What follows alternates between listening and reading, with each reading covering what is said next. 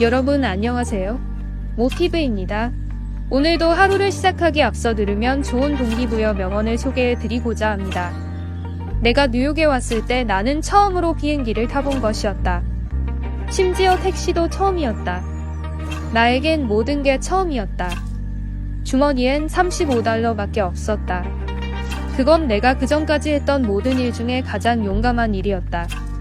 이 말은 팝의 여왕으로 불리며 역사상 가장 위대한 팝 가수 중 한 명으로 기록되며 총 3억 장이 넘는 앨범 판매량을 기록했던 마돈나의 어록 중 하나입니다. 마돈나의 어록 중 다른 유명한 말에는 나에게 한계란 없다. 한계란 그대의 자신과 자신의 능력을 믿지 못하는 사람들에게만 있다. 나는 나 자신을 굳게 믿고 사랑한다. 나는 원하는 것이면 무엇이든 실현할 수 있다고 믿는다. 이처럼 마돈나의 어록들은 크게 도전과 믿음입니다. 처음에 소개해드린 명언처럼 자기가 하고자 하는 일에 있어서 모든 것이 새롭다면 주저 말고 도전을 시작하고 두 번째 명언처럼 자신을 믿게 된다면 무엇이든 실현 가능하다고 믿는 것입니다. 여러분들도 여러분이 이루고 싶은 목표를 반드시 이루어진다는 믿음을 가지고 노력하셔서 성공하셨으면 좋겠습니다. 끝날 때까지 끝난 게 아니다. 아마 많이들 들어보셨을 겁니다. 이 말은 미국 메이저리그 역사상 가장 위대한 선수이자 전설로 불리는 요기 베라의 명언입니다. 1973년 시즌 중반 뉴욕 매츠가 게임차는 적지만 꼴찌를 달리고 있을 때 한 기자가 요기 베라에게 시즌이 끝난 것인가요? 라고 물었습니다. 그러자 그는 끝날 때까지 끝난 게 아니다. 라고 말했는데 이후 뉴욕 매츠는 기적처럼 포스트 시즌에 진출에 성공. 이 말은 훗날 야구계 최고의 명언으로 전해지고 있습니다. 요기 베라가 메이저리그에서 남긴 업적은 대단합니다.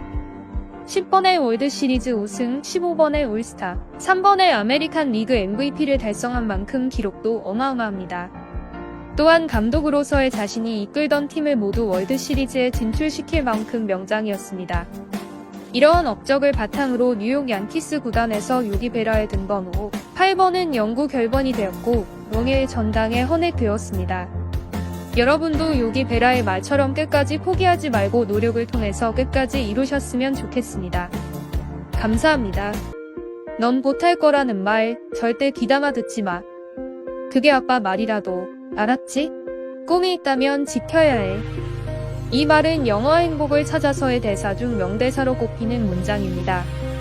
영어와 행복을 찾아서는 휴대용 의료기기를 파는 크리스 가드너는 안 팔리는 기계를 팔기 위해 매일을 고군분투하는 사람입니다.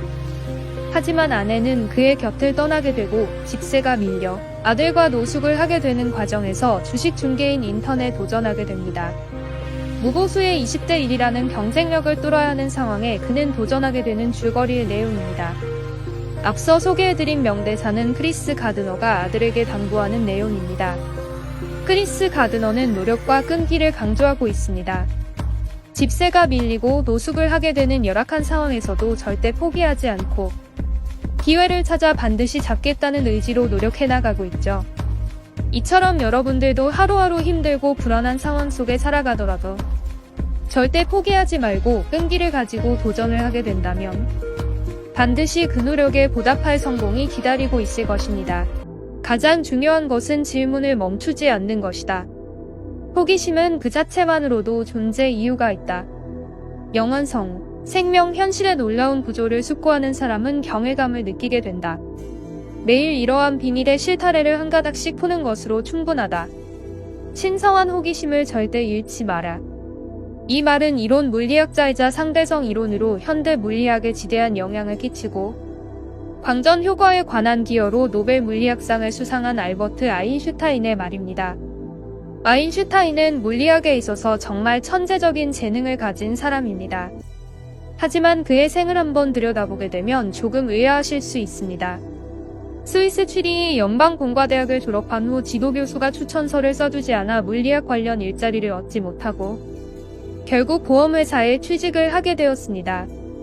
간신히 들어간 특허청에서 연간 300여 건이 넘는 특허를 혼자서 처리해야 하는 고된 업무 와중에도 그는 5편의 논문을 연속으로 발표하였습니다. 여러분들도 아인슈타인처럼 고되고 순탄치 않는 상황 속에서도 자신이 가고자 하는 분야에서 성과를 이루어내셨으면 좋겠습니다. 일하는 시간과 노는 시간을 뚜렷이 구분하라. 시간의 중요성을 이해하고 매 순간을 즐겁게 보내고 유용하게 활용하라. 그러면 젊은 날은 유쾌함으로 가득 찰 것이고 늙어서도 후회할 일이 적어질 것이며 비록 가난할 때라도 인생을 아름답게 살아갈 수 있다. 이 말은 미국의 소설가인 루이자 메이 올컷이 한 말입니다. 그녀는 어려웠던 가정 형편 때문에 자신의 원래 꿈이었던 배우 지망도 포기하고 결혼도 하지 않으며 교사나 하녀 등의 직업을 가지게 되었고 남북전쟁 때는 간호병으로 지원해 일하기도 하는 등 일찍부터 집안 살림을 도왔습니다.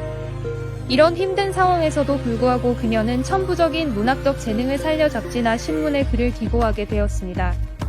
그러던 중 1863년에 발표한 병원 스케치가 주목을 받게 되었고 작은 아씨들로 큰 성공을 이루게 되었습니다. 그 외에도 30여 편이 넘는 소설 작품을 남겼습니다. 루이자 메이 올컷의 어록에서 알 수 있는 것은 바로 꾸준함과 노력입니다.